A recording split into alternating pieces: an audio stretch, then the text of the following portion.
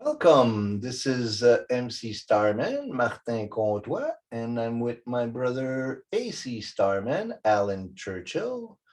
And we haven't done anything together for a while, Alan. No, it's been a while since we've appeared on video together. Yeah. And we've been talking about doing something with a bit of a wider lens of exploration. You've been seeing myself and Diana Robinson doing the Sol e Luna inspiration, kind of an astrology overview of the new moon and the full moons.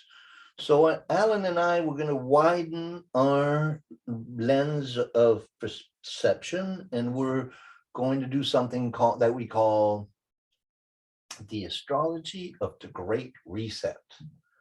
Very ominous, isn't it?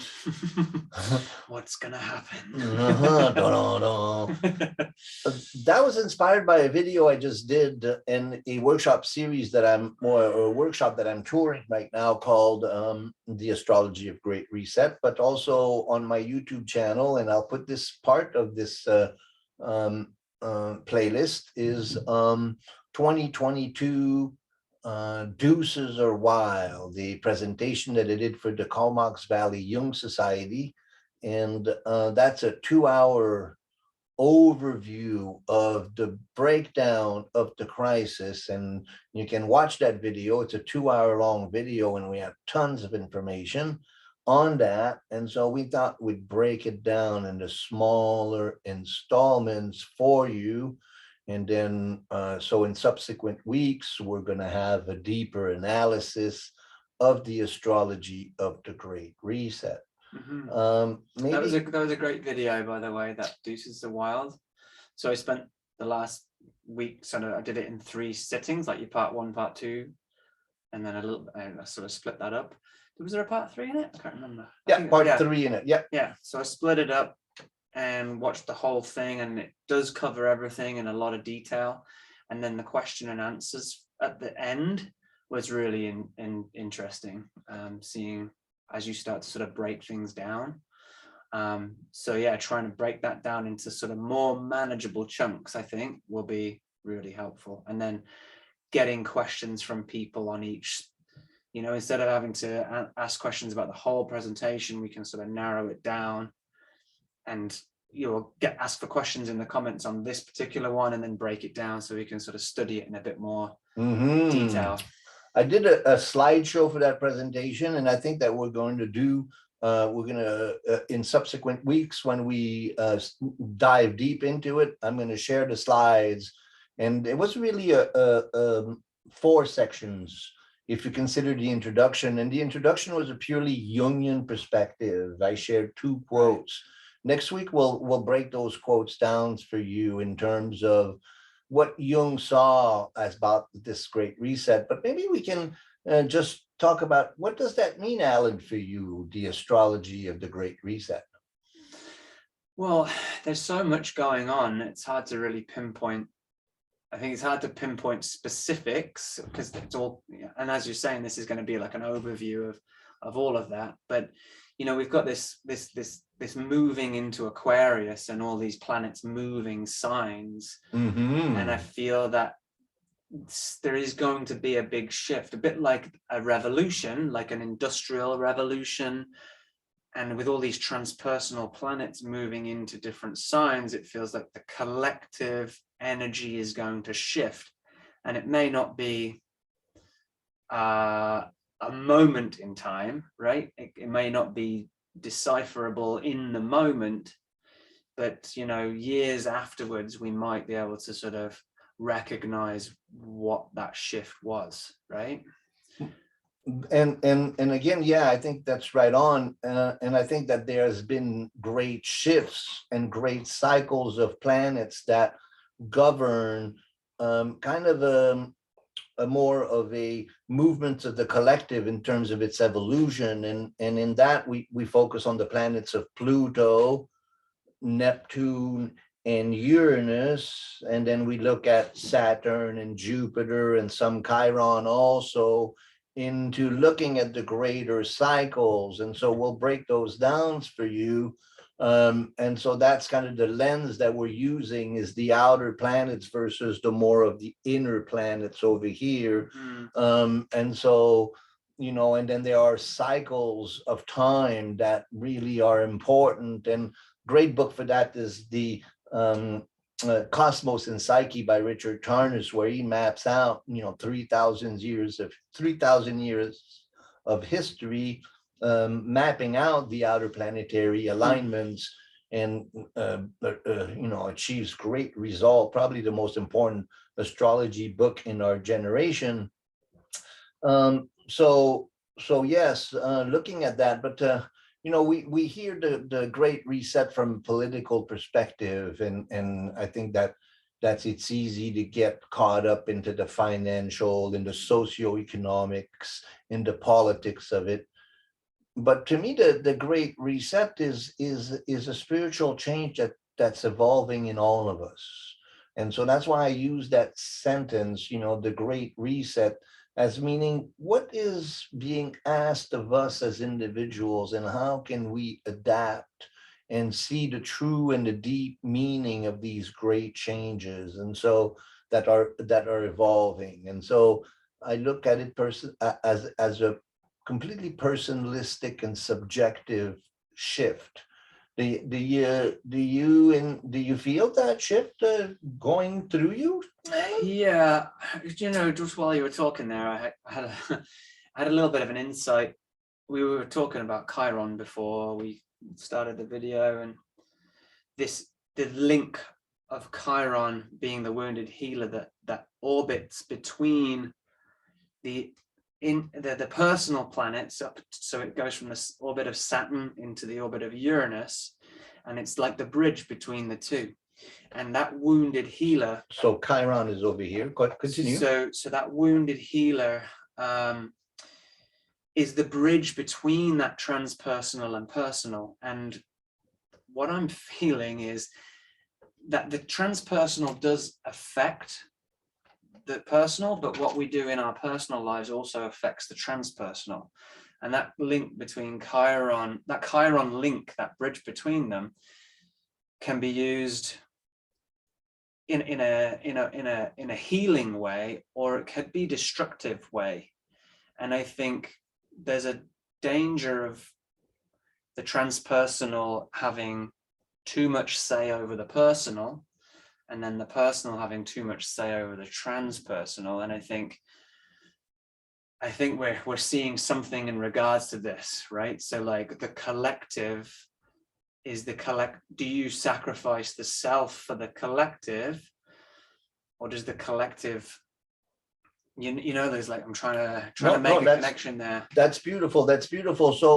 So for our viewers that are more beginner astrologers, and for also those who have more knowledge, we're going to just break it down for you. So what do we mean by personal planets versus transpersonal planets? And so we have, of course, the sun and the moon. So the sun and the moon, the masculine, divine masculine, solar deity, what I seek to shine into the world. It's really represents my ego, my personality, but also the masculine side of my personality. So the father, also not only the son, but also the son as a child. The son of the mother is the moon. So the feminine side of the personality, the body, the unconscious, the dream world, and the healer and the dreamer. We use the sun as the healer and the moon as the dreamer. So these are what we call in astrology the luminaries. They're the great lights. And in reading the charts and understanding their relationship. So this is the chart of the new moon right now. We're doing this video on the new moon in Pisces. And so we're using the energy of the new moon to start something new. So we have that new moon, and over here in the center, you can't see it much, but you have the earth there. So moon turns around the earth, and then we have the sun. And then we have Mercury and Venus that orbit between the sun and the moon. Of course, everything turns around the sun, but from our perspective of the Earth, it looks like everything's turning around us, and that's an optical illusion, but it's valid because the Earth turns on its own axis. You don't see it here, you'll see it here. So the Earth turns on itself, so that we see night and day turning, and so that it looks like everything's turning around us from our perspective, but that's just because we spin on ourselves. And so that's why for so long man thought that everything was turning around the earth. So the geocentric system came with the understanding that everything was turning around the earth, but oh, it's just because the earth turns around itself. And once we understand that, then the system makes sense. It is still a geocentric system. Western astrology is geocentric, so the earth in the center, the luminaries, sun and moon. Then between the moon and the sun is Mercury and Venus. They're known as personal planets. Mercury is the trickster, the guide of soul, how we communicate and gather information. Venus is the inner princess, the creativity, the goddess of money, the goddess of beauty, so Venus, Mercury.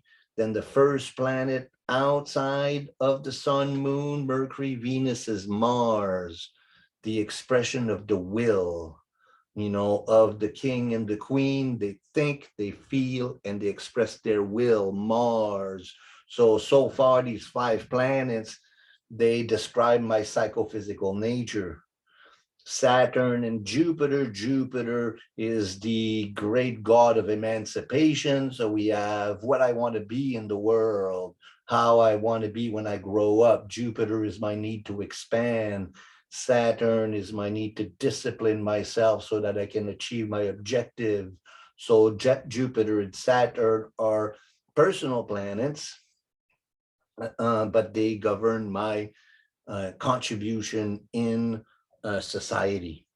And then Alan was talking about Chiron, who is an intermediary between the personal planets and the transpersonal planets. The transpersonal planets move much slower. So, Pluto takes 260 years to go around the zodiac. Neptune takes 160 years to go around the zodiac. Uranus takes 84 years to go around the zodiac. Chiron takes 50 years to go around the zodiac. Saturn is 28. Jupiter is 12. And then these planets compared to these, they just spin around every year. Woo! Mars is 2 years, and then Mercury and Venus and the sun about a year. And then moon, of course, makes a whole turn of the zodiac in a month, in 28 days. So that's, so that's what we talk about in terms of transpersonal planets. Transpersonal planet, they're collective influences that govern the evolution of society, and how my personal planets interrelate to the transpersonal planet. I know how I find my place into the world. What's my connection to the ancestors? What's my connection with history? What's my connection with the collective flows? And so then that's really the basics of astrology. That's a good summary. Well, thank you very much. We'll have to save that and have that as a video of its own, and people can use that as a great little snippet there. Yeah, that's cool. Good. Thank you for that. Nice overview. So then we're looking at the astrology of the Great Reset, and we're starting from the perspective of this new moon. So we have sun and moon together. And we talked about this a lot with the day in the last 2 videos we did. We talked about that Venus, Mars, Pluto conjunction. And I don't know how you've been feeling that, but that's been really hard. And we talked about the 3 conjunctions of Pluto with Mercury, the 3 conjunctions of Venus with Pluto, and then now Venus and Mars in exact conjunction with Pluto. It's like, whoa. And how you been feeling that yourself? Yeah, that's been challenging for sure. Just trying to I think it's, resetting or revisiting how you relate to yourself and how you can express your desires in a way. And it's like a reset of how you show up in a way. I feel like that's how I felt it anyway. Everyone feels things differently based on their charts. And I have a Venus Mars conjunction in my chart, and so yeah, I'm just thinking about how I'm expressing myself and how I'm stepping into my role. And It's fascinating that way, astrology is that way. In the last little while, I've been doing quite a few readings lately, and I can't tell you how many people have come to me at this time with the conjunction of Venus and Mars in their chart. oh right, It's like, wow. whoa, it's everybody. Well, yeah, because that's happening. That's what's awakening in people, right? The synchronicity is quite amazing. So that Venus Mars conjunction with Pluto, I have a little phrase that I use whenever I ever talk about Pluto, and Pluto is a very complex archetype. And one of my favorite treatments of the archetype is Liz Green's book, The Astrology of Fate, which is an incredible treatise into this deity of Pluto that can be seen as the lord of hell, Hades, or also as Moira or Yermamene, the goddess of fate and destiny. The spinner, the measurer, and the cutter, the three fates. And so that's the picture that she has on the cover of that book. And so Pluto, I like to say, Pluto is what is dying within you so that you can be reborn to a higher expression of who you truly are. So when we go through a Pluto transit, death and rebirth, and Pluto has played a very, very important role throughout this crisis that we've been through, and we'll study that more as we go along in this series. But now this is like the latest version of that Pluto visit of Venus and Mars together, visiting hell, visiting the darkness and being reborn to higher degrees of expression. Then we have that Mercury Saturn conjunction in Aquarius that's going on in the new moon, and that's quite the discipline of the mind. We're really, I don't know, I feel that there's a really powerful rebirth in all of us that's taking place, and it seems like it's forcing us to sharpen our intellectual tools, our power of discrimination, and trust our guts, and our, there's a lot more of that. It's interesting, huh? So we have a conjunction of Sun and Moon, conjunction of Saturn and Mercury, and conjunctions of Venus, Mars, Pluto. But what we wanted to really talk about today, and we'll get into it a little more, is the conjunction that is growing in the sky right now of Jupiter and Neptune. And how do you feel about that yourself? How is that manifesting in your own process? The Jupiter Neptune. Yes. Yeah, I think for me, it's bringing awareness to my spiritual practice. And because Neptune can be escapism, either through a spiritual practice, so like disappearing to a cave and not interacting with humanity at all, to sort of just not paying any attention to your confusion, right? Being in this fog, right? So for me, it's bringing that into play. So like, okay, how am I interacting with my spiritual practice? Am I escaping reality in a am I trying to avoid certain things, or what am I avoiding, and where should I be now focusing, especially with the Jupiter of faith in spirit with the Neptune. So Jupiter, faith, spirit, Neptune. where is my faith? What do I have faith in? And am I trying to escape something? Am I expanding that faith, or am I suppressing that faith, clouding it? And so, yeah, that's kind of, I think, what's coming up for me. That's beautiful. That's beautiful. I think that when we can, first of all, we have to look at, the co-rulers of Pisces is Jupiter and Neptune. So we have a Jupiter-Neptune conjunction in Pisces. So that's very Piscean. And then we have that sun and moon in conjunction to Jupiter. So we have a 4-way conjunction, so that's today's chart. And so, we talk about Jupiter, and Jupiter is also the ruler of Sagittarius, which is very fiery. Sagittarius is Jupiter in Sagittarius is the great world explorer and the great teacher of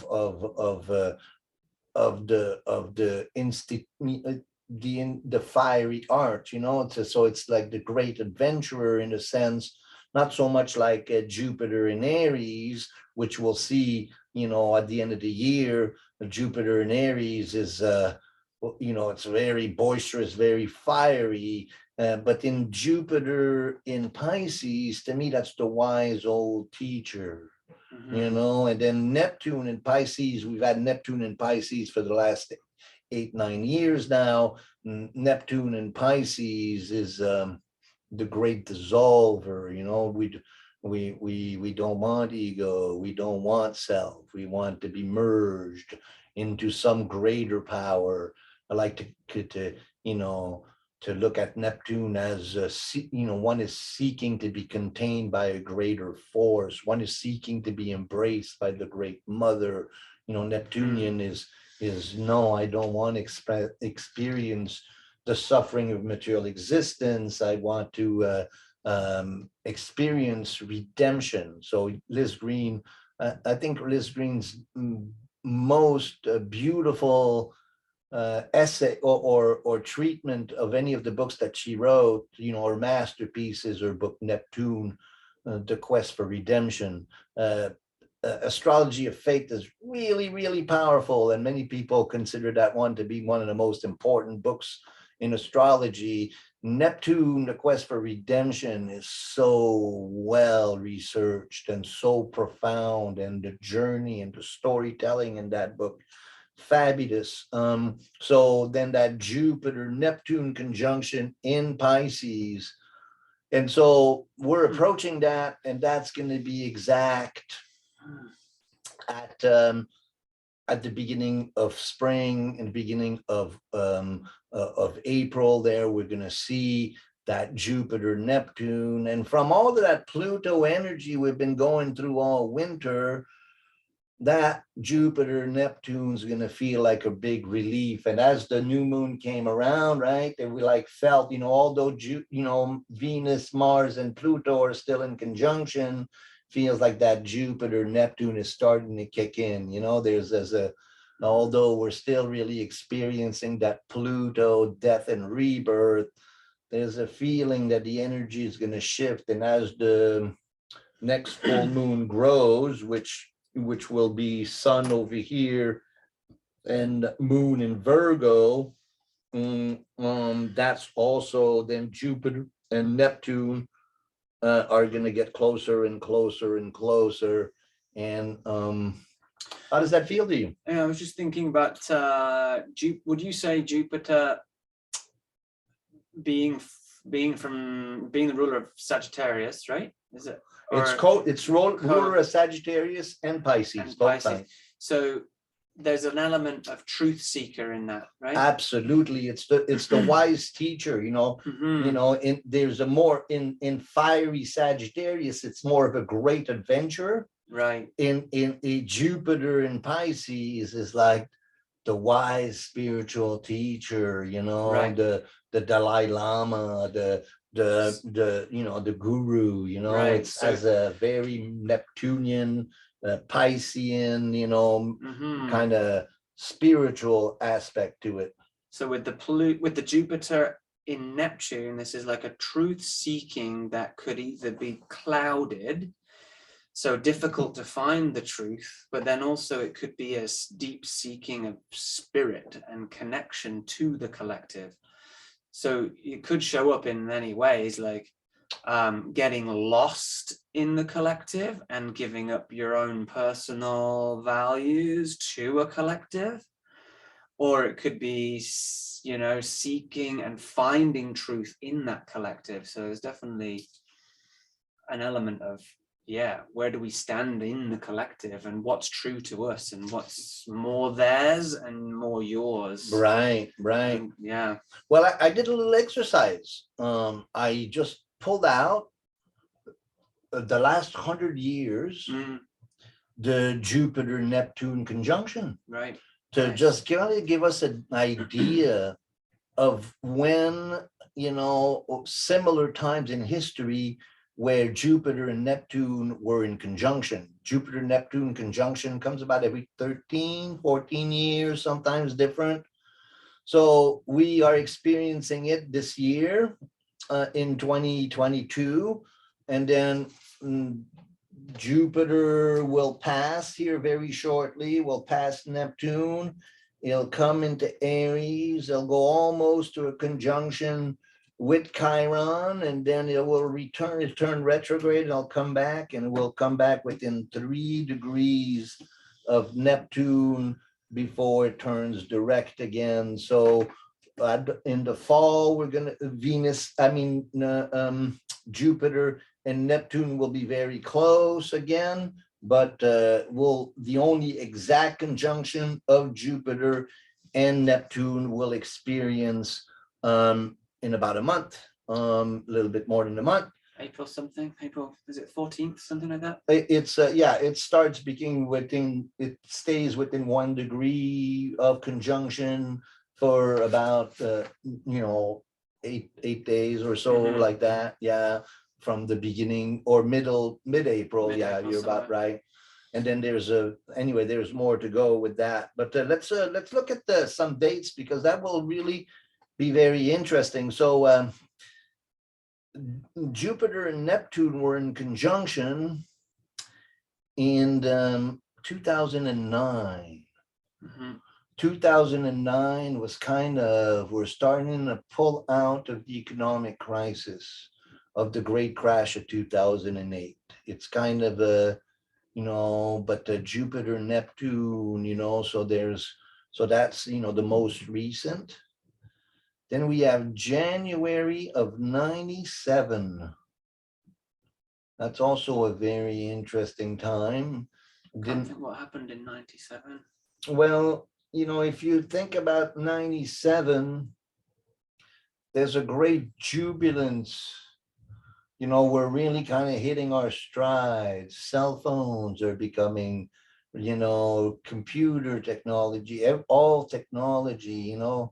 It's like, you know, and then we're also looking at Y2K, but there's also a great emancipation because of the internet of ancient traditions that are now becoming more accessible. So it's a rise of shamanism. Also, what's interesting about that Jupiter Neptune is that Uranus is not very far. So it's a Jupiter Neptune Uranus conjunction, you know, and that happens in Aquarius. And so very interesting time to you know, 97, and we can start to see these things. Then 84, January 1984. So it's kind of same kind of situation. 84, really intense Cold War energies that are just about to get resolved. You know, by 1988, we have again Jupiter, Neptune, and Pluto in triple conjunction. So, you know, with Saturn is also involved. And in 84, just 3 years after the Jupiter Saturn, you know, so these other really important alignments always kind of coincide. So 1984, what's interesting, also is February 1971, May 1971, and September 1971. And creatively, that was a really important time.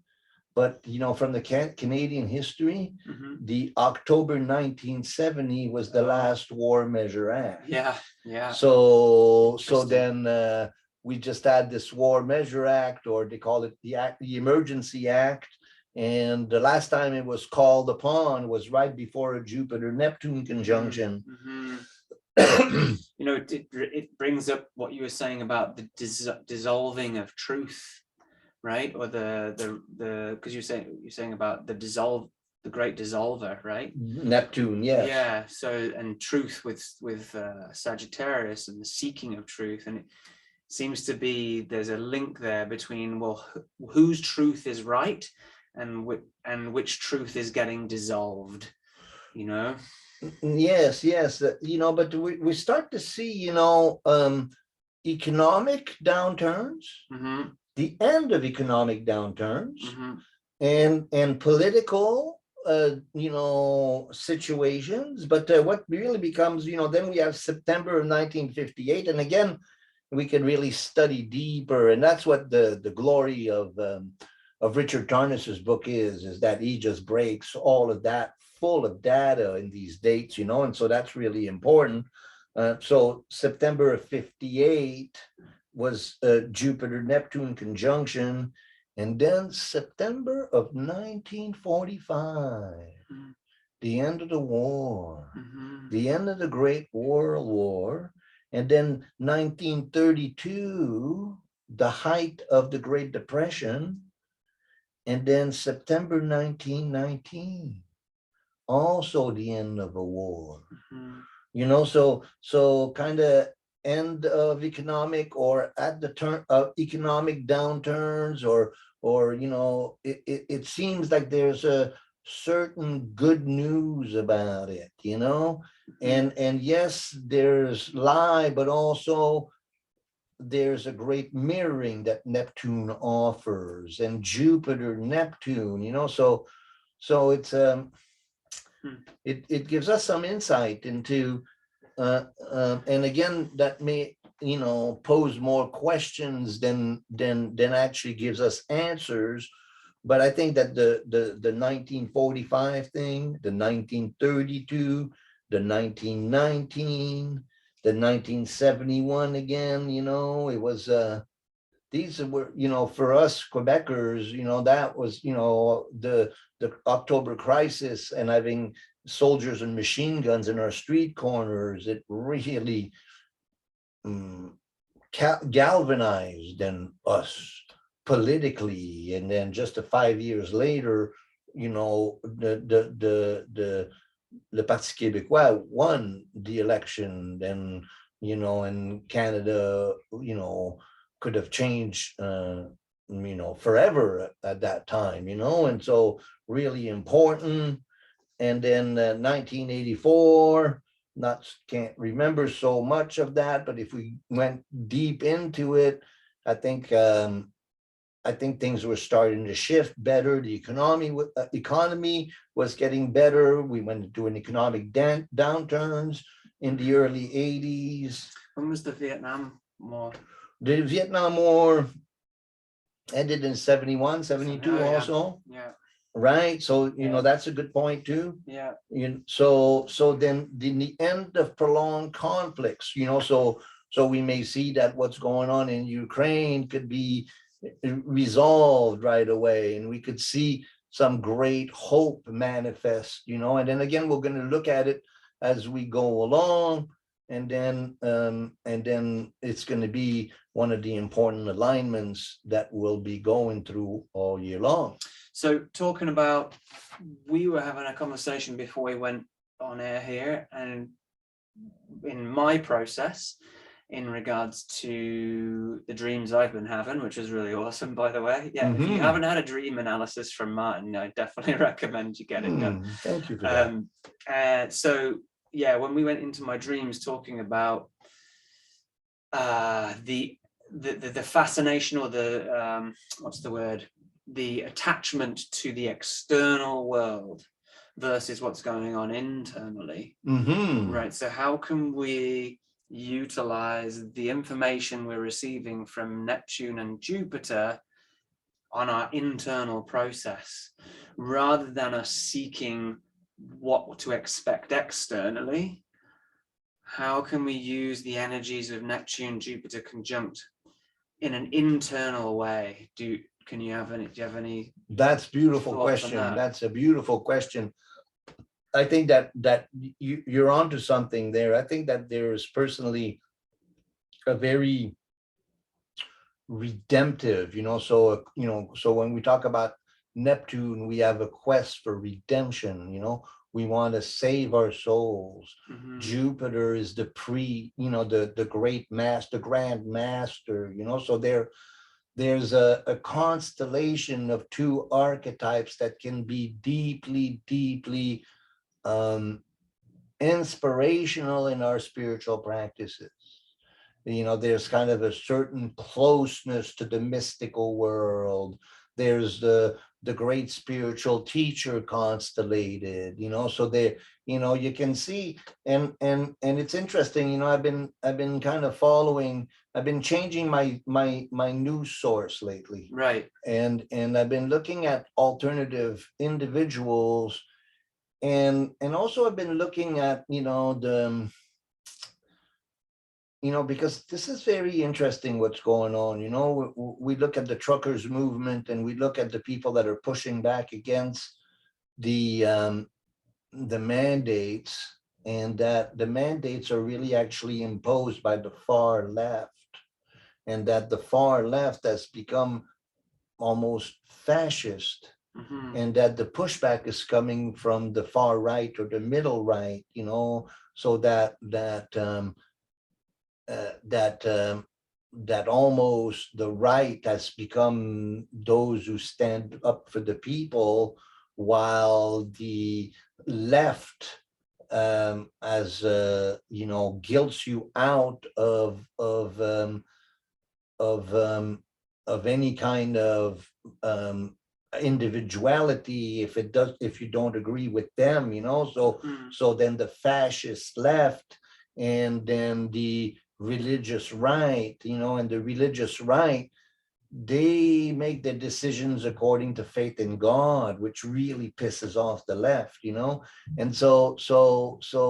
but this real extreme left is creating a backlash where people are really becoming more and more prone to go back to a spiritual definition of life, which is really, not, the left's main, they kind of look down at any kind of religious engagement, spiritual engagement, and in a sense, this kind of bout with insanity that the left has gone through has kind of crystallized more spiritual practice and more union along more conservative ideals. And so I see that there, and it's very difficult, interesting, what the left always accuses the right of doing, they're doing right now, so that really the extreme left has kind of become kind of right, and that the right have become kind of left, and the centrists are extremists. It's like, oh, what's going on here? And so we're going through some incredible shifting of and we'll start our next workshop, our next video with that. I will share with you a couple of quotes that Jung gave us in terms of the age of Aquarius, and we can talk about the age of Aquarius, and we can talk about this great shift that's taking place. But that I think is the big reset, or the great reset that we're going through, and everything is being redefined. I'd like to talk about that a little bit more. Sure. So the Neptune, Jupiter, and you're thinking, what you were saying about the right and the left, and it appears. So just quickly touch on Saturn, Mercury. Yeah. And how in so to me, I see it, the control of information there, right? And then with the Neptune, Jupiter, this, if you think back in the day where the church controlled the information, right? They kind of limited what the people were allowed access to, and then they can used fear to control, give the church money, right, to pay for your sins, right, and and you'll be okay. So it's a very similar, it's almost like, when we've got Pisces, they're talking about Christianity, right, and we're moving into Aquarius, and this shift of the collective, and it appears that there's this control of information happening again, but because of the internet and technology, the Aquarian age, everybody has access to anything they want. So the powers that be are trying to control that a little bit, and they don't want everybody to know just everything. A little bit, a lot, shutting down websites, closing down podcasts, all that. So I'm seeing this Neptune, Jupiter as, who's playing God here with the Neptune? Where's that spirit? Are we giving our individual power of truth-seeking Jupiter to giving that away to some external god such as the government? And can we bring that back? And I think our perceptions are being molded from an external. We're talking about how much reading the news we do and looking at the news, and really that they can manipulate our belief systems based on what they show us, and they can get us to vote however they want us to.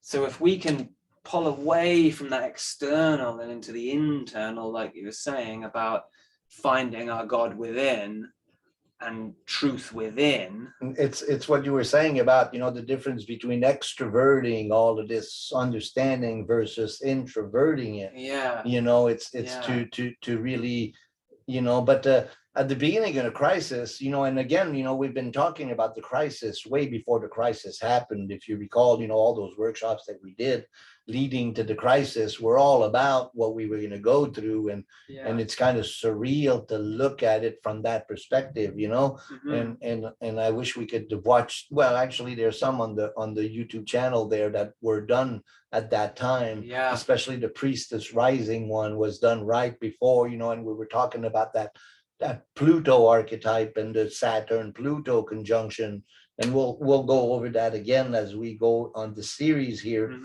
But it's like, to me, it was like it became really clear that here we are, we're back in the Middle Ages.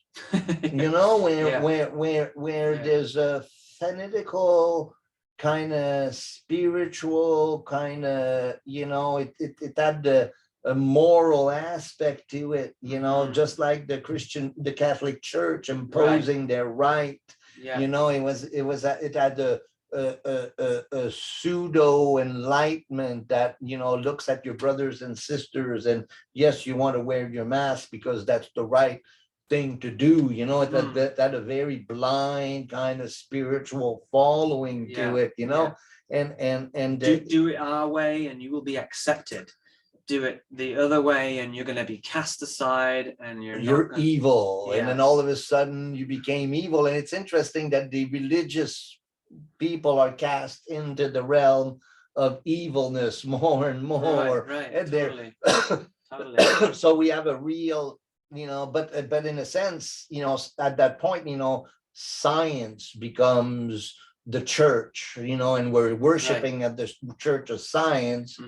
And just like and that never mind that we're only listening to the science that we want to listen and not the other science, and it starts to look more and more like the Middle Ages for sure. It seems like a science and technology religion versus the Christian, it seems like we're moving into a religion of science and technology. Well, yes, but also this thing about empowering the state, the state to be kind of the god, so super interesting. And I don't know if you got to watch the the series, The Undiscovered Self that I put up? I think I did. Well, it's I think I did. 10 episodes of an hour Oh yeah, each. I started. I did two with Luke. Yeah. Yes. Yeah. And that's the Undiscovered Self essay that Jung wrote. And in that, he talks about the disempowerment of the church versus the empowerment of the state. And he talks about, the rise of communism. And it's interesting how the ideal of communism, is really found its way, like Trudeau always kind of, idealize, the Communist Party in China, and in a sense, he's kind of putting himself in that position of being a dictator, and wanting to have that kind of power upon others, and using his charm and good looks to try to assert his will on the Canadian people, and the kind of pushback that's taking place. It's interesting. The tables have been turned, but we've seen this kind of behavior before, and then if we look at the great shift of Pluto and what Pluto's doing in terms of, returning to the natal Pluto of the United States, but also Pluto coming into Aquarius. The last time Pluto was in Aquarius was during the American and the French Revolution. So, we're coming to times where, like we were saying, when Uranus and Pluto first became in square, we talked about after the great crash that we had in 2008, we started talking about the 1%. And then if you look now, we're starting to talk about that 1% even more now. The reality that the richer is getting richer and the poor is getting poorer, and the inequality and the whole, leadership of our political establishments are completely in stewardship to protecting the interest of the rich, and not, and again, that can be that Jupiter Neptune, but I think the great shift that we're going to be talking about too is Neptune coming into Aries, and Taurus coming into Gemini, Uranus coming into Gemini, and Pluto going into and we'll talk a lot more about that. That was a lot of information. I hope you guys enjoyed it. How did you feel about this? That was great, man. Yeah, that was a good starter for the Great Reset. I think all these moves are going to play a big part, and it's nice to break this down and try and make some sense of it. So let's focus our search, and then what I'll do is I'll prepare those 2 quotes of Jung, and we'll talk about the age of Aquarius, and then you can look at some questions that you had. And then if you have some questions, please comment and leave a question, and then we'll cover it next time.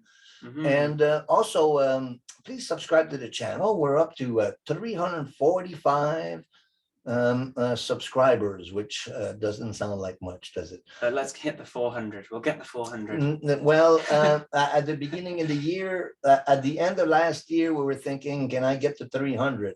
And so now we're mid, and so if we continue to grow like that, please pass it on. And again, if you like what you hear, comment, react, pass it on to others, and we'll keep them coming.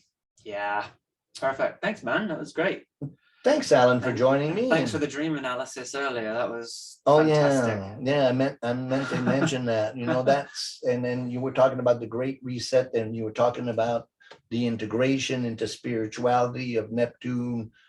So dream analysis and is an incredible tool for understanding what's going on inside of you. So I've been teaching some workshops on that, and I think we're going to post some of those on videos. I think Luke and I are going to start a dream analysis series. So yeah, and then so that's one of the other things that I want to do. But like Alan said, I do dream analysis, astrology analysis, and soon Alan's going to be doing some readings too. How are you feeling with I'd your? say I'll get there soon. Yeah, bit more practice. Yeah, I'd be happy to do some stuff soon. And so that's what we're into. And thanks for following us. This is MC Starman with AC Starman, Alan and Martin. Whoop, whoop, whoop. Thank you. Thank you. That was pretty smooth.